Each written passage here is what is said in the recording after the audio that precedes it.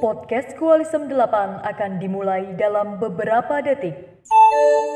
Bagi pendengar yang sudah pencet follow, dipersilakan menikmati podcast ini.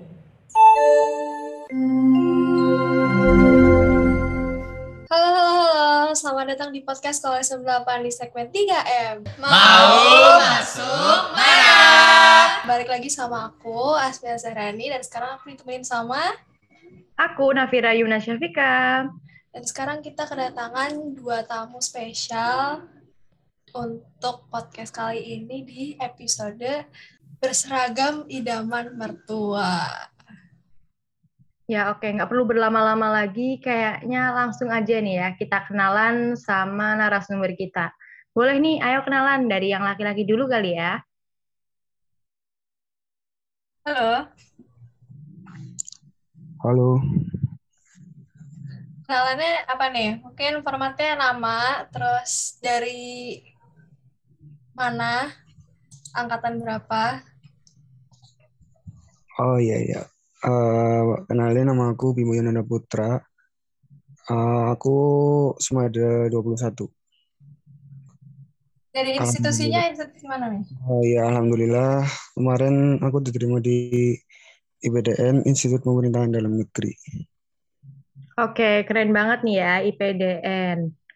Pasti sih mertua pada suka kalau misalkan mantunya tuh anak IPDN. Lanjut yang kedua narasumber kita, boleh kenalan?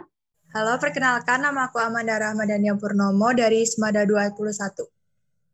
Ya, dari institusi mana nih? Dari Polri. Oke, keren Iya, banget. keren banget ya guys. Ini kita kedatangan Mbak Polwan nih. Oke, kan tadi udah kenalin ya, ada yang dari IPDN, ada yang dari Polri. Sekarang boleh dong deskripsiin institusi tempat kamu belajar sekarang atau jurusan kamu yang belajar sekarang. Mungkin dari sebenarnya definisinya apa sih gitu. Sebenarnya IPDN sama, kalau Amanda itu dari SPN ya kalau nggak salah. SPN tuh apa sih? Dari siapa dulu? Amanda dulu boleh? Iya, jadi tuh kalau SPN sendiri tuh Sekolah Polisi Negara. Itu tuh lembaga pendidikan untuk membentuk bibit-bibit Polri yang baru gitu. Kalau IPDN nih, boleh deskripsiin? Kalau IPDN itu Institut Pemerintahan Dalam Negeri itu sebuah institusi yang dibuat di bawah naungan Kementerian Dalam Negeri. Oke, dibuat di dalam Kementerian Dalam Negeri. Semuanya itu dari negara semua lah ya. Terus Ya. kalian tuh mau masuk kedinasan ini tuh kenapa sih? Boleh, Bimo? Ya, tentunya yang pertama ya, itu semuanya kan dijamin sama negara. Kayak misal peralatan, makan, kebutuhan, dan lain-lain. Terus yang kedua, itu prospek kerjanya bagus. Misal lulus dari Polri, IPDN gitu kan udah kayak terjamin gitu kan. Maksudnya udah ada prospek kerjanya lah. Maksudnya mau kemana udah ditentuin di sana. Udah tahu kita nanti kerjanya apa, gini. Kalau aku gitu sih. Kalau dari Amanda nih gimana? Kurang lebihnya sama sih, biar kan kalau udah jadi Polri gitu kan, udah kelihatan prospek kerjanya juga.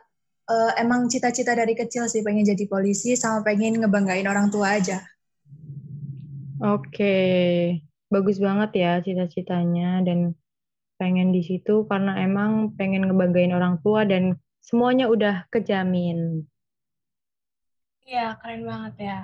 Terus boleh dong ceritain dulu tuh sebenarnya cara masuk ke IPDN sama SPN ini gimana sih, seleksinya gimana, tahap-tahapnya gitu-gitu. Dari Amanda dulu mungkin ya, boleh. Oke. Buat masuk ke Polri tuh ada beberapa tes. Jadi tuh tesnya ada mulai dari administrasi, kemudian ada kesehatan awal, kemudian ada psikotes, ada akademik, ada kesehatan 2, ada jasmani, kemudian ada penilaian mental kepribadian dan wawancara. Kemudian yang terakhir ada pantuhir. Tuh. Kalau boleh tahu yang terakhir apa tuh? Yang terakhir itu pantuhir. Jadi tuh kayak eh, semua tes yang udah kita jalanin tuh dilihat lagi. Terus penentuan terakhirnya itu di situ, gitu. Oh, oke, oke. Terus kalau boleh tahu tuh SPN tuh sistemnya sistem gugur atau akumulasi dari tes awal sampai akhir sih? Untuk Polri sendiri sistemnya sistem gugur. Jadi di setiap tesnya itu kalau misal tidak memenuhi syarat langsung digugurkan. Wow, berarti Amanda ini keren banget ya, bisa sampai di titik sekarang. Ya, Amin. seleksinya dari banyak banget sih pasti calonnya ya. Sampai lolos itu, wah keren. Terus kalau IPDN gimana nih? Seleksinya dari apa aja? Kalau IPDN sendiri, sama yang pertama ada seleksi administrasi, habis itu ada yang namanya tes SKD. SKD itu seleksi kompetensi dasar. Habis itu lanjut lagi ke kesehatan pertama. Lolos kesehatan pertama, ada lagi ke tahap psikotes atau psikologi. Terus habis itu nanti masuk ke pandokir. Pandokir itu nanti ada beberapa rangkaian. Rangkaian yang pertama ada kesehatan 2, habis itu ada jasmani atau fisik. Terus yang terakhir adalah cek penampilan. Oh, kalau Gitu cek sih. penampilan tuh gimana sih? Boleh tahu nggak? Apakah harus Eh, ganteng kah, good looking kah, atau gimana? Cek penampilan tuh ada macam-macam kayak gaya bicara, cara berjalan, cara bicara, cara berdiri, terus dicek penampilannya, fisik luarnya dari atas sampai bawah, sama Oh, apa cara bicaranya gitulah, sama sikap. oke. Jujur aku baru tahu banget nih kalau ada tes cek penampilan nih kalau di PDN. Berarti intinya mirip-mirip lah ya, ada kayak tes tes tertulisnya juga, ada tes jasmani juga, kesehatan dan lain-lain. Ya, kurang lebih sama. Oke. Ya nih, ternyata banyak banget ya rangkaiannya sebelum kita bisa masuk di institut itu. Oke. Dari banyaknya kegiatan-kegiatan atau cara masuknya, kalian tuh ada nggak sih tips and trick buat masuk ke sana? Boleh nih, Kayak latihan-latihan gitu kali ya. latihan dulu kah? Atau harus lari tiap pagi? Atau harus mempersiapkan apa aja gitu-gitu? Boleh nih, dari Bimo mungkin? Kalau dari aku sih, itu kan ada beberapa rangkaian tes. Nah, itu tuh dibikin jadwal sendiri loh buat diri kita sendiri, jadwal jadwal yang kita atur buat masing-masing tesnya. Misal kita minggu ini mau nyiapin SKD, kita bagi jadwalnya SKD kan juga kelas 12 kan itu persiapan juga buat ujian sekolah. Nah, itu kita perlu bikin rangkaian jadwal 1 minggu. Itu isinya nanti ada persiapan buat SKD, fisik, terus sama persiapan juga buat ujian sekolah. Kalau aku gitu sih ngaturnya. Nah, jadwal itu kalau bisa komitmen sama jadwal yang kamu buat gitu loh. Jadi jadwal yang kamu buat tuh efektif, nanti hasilnya buat enak jadi loh diikutin gitu loh. Oke, sip-sip. Terus kalau buat Amanda gimana nih tips and triknya? Kalau dari aku, menurut aku ya, buat daftar kedinasan tuh kita nggak bisa langsung instan. Jadi tuh emang benar-benar harus dari jauh-jauh hari itu dipersiapkan. Mulai dari mungkin bisa jasmaninya, kemudian bisa mulai tuh belajar psikotes, belajar akademik, kayak gitu. Terus sama sih diatur jadwalnya, diprioritaskan yang mana, yang sekiranya harus diprioritaskan, kayak gitu. Gitu aja sih. Oke, oke. Jadi tipsnya itu pokoknya kita harus membagi prioritas kita dan jangan lupa belajar ya. Karena kalau misalkan kita mau mendapatkan sesuatu, kita perlu adanya usaha. Kayak latihan-latihan gitu juga perlu ya. Terus aku kepo nih. Sebenarnya kalau di Polri itu belajarnya apa? Di IPDN juga belajarnya apa gitu? Apakah kalau polisi kan kita kan tanya kan nembak-nembak gitu kan. Belajarnya apa aja sih sebenarnya fisiknya kah, dilatih apa aja gitu. Terus kalau IPDN kan aku setahu kalau IPDN tuh di pemerintahan kan nanti jadi apa gitu. Boleh dong diceritain dari Amanda dulu kali ya. Iya, buat Polri sendiri yang dipelajari itu tentang ilmu-ilmu kepolisian. Ilmu-ilmu kepolisian itu untuk umumnya itu mencangkup bukan cuman kayak pelajaran kayak gitu, tapi juga fisik dan mentalnya juga dibentuk gitu. Terus boleh cerita nggak kalau selama ini kamu pendidikan 5 bulan kan? Selama pendidikan 5 bulan tuh kamu ngapain aja? Dilatihnya apa aja? Banyak sih dilatih fisik kayak lari gitu, terus dilatih mental juga, dilatih bela diri kayak gitu-gitu. Dan ilmu-ilmu kepolisian yang lainnya sih. Terus sekarang aku mau ke Bimo nih. Bimo selama di PDN ini satu semester ngapain aja nih? Pendidikannya apa aja boleh diceritain kan? Ya, kalau di BDN kan sistem pengajarannya ada 3. Namanya sistem Carlatsu. Itu ada pengajaran, pelatihan, pengasuhan. Pengajaran itu ya mengenai akademik. Belajar tentang, kalau semester pertama itu masih dasar kayak ilmu pemerintahan, kewarganegaraan, wawasan kebangsaan, Pancasila. Pokoknya masih dasar. Nanti kalau mulai semester-semester ke depan mungkin baru mulai penjurusan. Terus ada pengasuhan. Pengasuhan itu apa ya? Kayak buat bentuk mental kita gitu loh, sikap kita. Nah, terus ada pelatihan. Pelatihan itu untuk melatih skill kita. Itu nanti di situ ada kegiatan-kegiatan fisik dan lain-lain. Itu sih kalau di BDN. Kalau di IPDN itu sebenarnya ada prodi-prodi tertentu nggak sih? Kan tadi kan bilang ada jurusan gitu. Ya, di BDN sendiri itu ada 3 fakultas dan 10 prodi. Fakultas yang pertama itu ada Fakultas Manajemen Pemerintahan. Di Fakultas Manajemen Pemerintahan ada 4 prodi. Prodi yang pertama, program studi manajemen sumber daya manusia sektor publik. Terus prodi yang kedua ada program studi teknik rekayasa ilmu pemerintahan. Terus ada program studi administrasi pemerintahan daerah sama program studi keuangan daerah. Terus fakultas yang kedua, Fakultas Politik Pemerintahan. Fakultas Politik Pemerintahan ada 3 prodi. Prodi yang pertama, Prodi Politik Indonesia Terapan. Yang kedua, Prodi Studi Kebijakan Publik. Yang ketiga ada Prodi Pembangunan Ekonomi dan Pemberdayaan Masyarakat. Fakultas yang terakhir ada Fakultas Perlindungan Masyarakat. Di fakultas ini ada 3 prodi juga.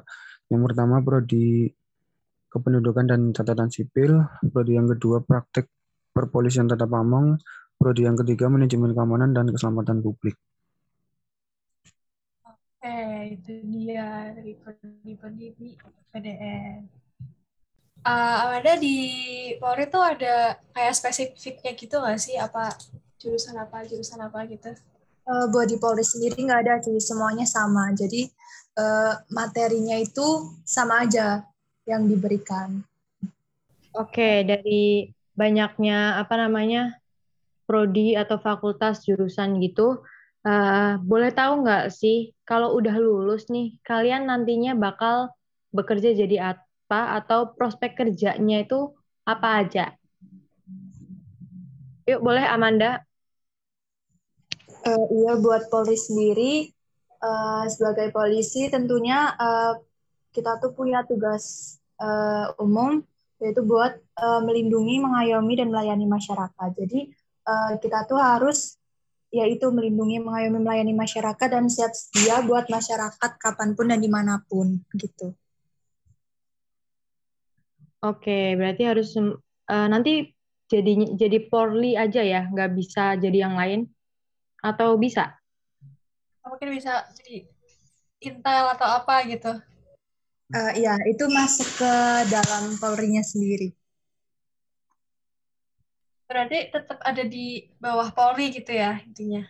Nah, benar, tetap ada di bawah Polri. Oke. Terus kalau misalkan Bimo gimana nih Bim? Bakal jadi apa nih ke depannya kalau udah lulus? Ya, kalau di BDN itu kan ada jurusan gitu kan. Nah, itu nanti biasanya lulusnya kadang sesuai jurusan yang kita apa yang kita anut di BDN, kayak misalnya ada prodi keuangan daerah, nanti bisa di badan keuangan, terus ada prodi pembangunan ekonomi bisa di badan pembangunan daerah, ada juga yang di kementerian. Oke, dari dua narasumber ini aku mau bilang terima kasih banget karena kita jadi dapat banyak informasi tentunya dalam kedinasan ini ya. Buat Bimo sama Amanda nih, ada nggak sih closing statement mungkin kayak buat adik-adik yang mau masuk IPDN atau Prodi ini mungkin bisa harus gimana-gimana buat Semada 22. Boleh Bimo? Ya, kalau dari aku sih apa ya, persiapin semuanya dari awal, karena itu emang kalau memang itu tujuan kamu, intinya persiapin dari awal, persiapin benar-benar yang matang, karena kesempatan kan nggak datang dua kali. Nah, di saat kamu pemanasan itu pesaingmu itu lagi berjuang keras buat masuk ke situ juga. Oke, kalau dari Amanda gimana nih closing statement-nya? Oke, dari aku buat adik-adik Semada 22 tetap semangat. Buat yang pengen daftar kedinasan, jangan lupa buat terus berlatih. Pokoknya berlatih aja tiap hari. Eh, apa ya? Kesuksesan tuh datang waktu ada kesempatan dan ada kesiapan gitu aja. Dan nggak ada kesuksesan tuh yang datangnya tuh instan gitu. Jadi tetap semangat buat berusaha, jangan lupa diimbangi dengan doa, dan jangan lupa juga buat minta restu ke kedua orang tua karena itu penting banget. Gitu. Oke, sekali lagi aku mau ngucapin terima kasih banyak dan buat Semada 22 yang mungkin penasaran nih gimana sekolah-sekolah kedinasan yang tentunya jadi idaman mertua, kalian bisa banget langsung aja nih datang, jangan lupa maksudnya aku join dalam Koalisem 8 di tanggal 23 Januari 2022 ya.